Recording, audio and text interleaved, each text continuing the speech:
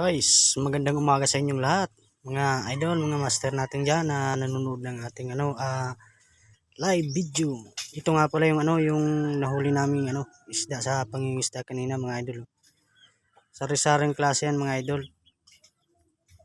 Maliliit siya pero may price naman siya mga idol. Yan mga idol. Pagotpot yan mga idol.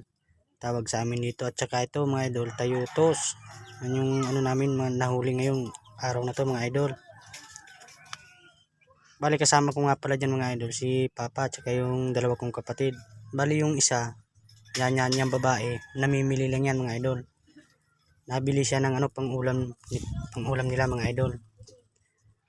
Yan mga idol, ang dami naming huli yan mga idol.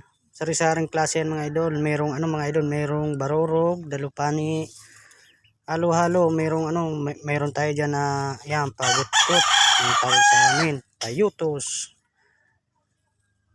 Sari-saring klase mga idol. Meron tayo diyan kamuntaha, amimiltik sa amin kung tawagin mga idol. Meron tayo diyan ito hipon.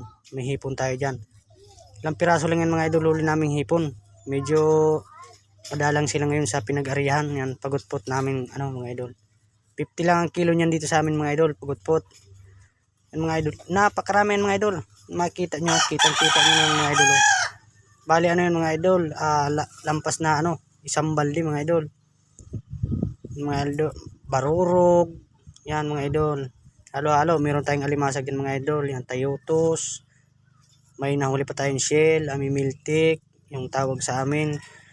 Pwede nyo i-comment mga idol dito sa comment section sa baba natin kung anong tawag sa inyo ng mga isdang ito, yung iba't ibang isda kasi iba't ibang lugar, iba't ibang tawag naman mga idol sa sa isda.